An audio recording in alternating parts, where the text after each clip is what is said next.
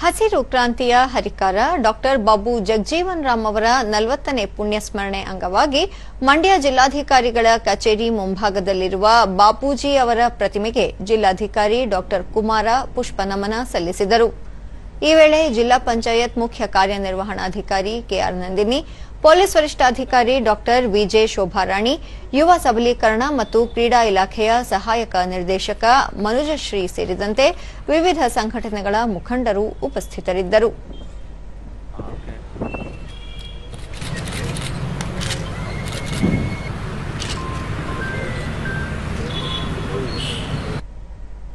ಬಳಿಕ ಡಾಕ್ಟರ್ ಕುಮಾರ, ಬಾಬು ಜಗಜೀವನ್ ರಾಮ್ ಅವರು ದೇಶ ಕಂಡ ಅಪ್ರತಿಮ ಹಾಗೂ ಧೀಮಂತ ನಾಯಕ.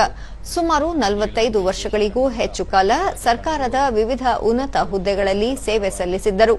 ಸಾಮಾಜಿಕ ಕಳಕಳಿಯೊಂದಿಗೆ ಕೆಲಸ ಮಾಡುವ ಮೂಲಕ ಸಮಾಜದ ಕಟ್ಟಕಡೆಯ ವ್ಯಕ್ತಿಗೂ ಸೌಲಭ್ಯ ದೊರೆಯುವಂತೆ ಮಾಡಿದ ಮಹಾನ್ ನಾಯಕ ಎಂದು ಹೇಳಿದರು.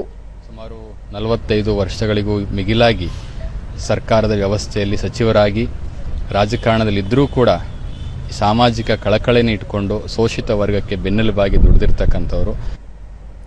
ಕೆಆರ್ ನಂದಿನಿ, ಬಾಬೂಜಿ ಅವರ ದೇಶ ಸೇವೆ ಮತ್ತು ರಾಜಕೀಯ ಮುತ್ಸದ್ದಿತನ ಶ್ಲಾಘನೀಯ.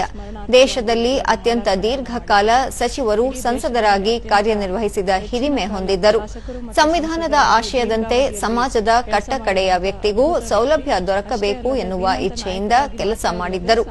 ದೇಶದ ಆರ್ಥಿಕ ಮತ್ತು ಆಹಾರ ಭದ್ರತೆಗೆ ಹೆಚ್ಚು ಒತ್ತು ನೀಡಿದ್ದರು ಎಂದು ತಿಳಿಸಿದರು. ಸಂವಿಧಾನದ ಆಶಯಗಳೇನಿದೆ ಅದು ತಲುಪಬೇಕು ಅನ್ನೋ ದೃಷ್ಟಿಯಿಂದ ಹೋರಾಟಗಾರರಾಗಿ ತೊಡಗಿಸಿಕೊಂಡಂತವರು.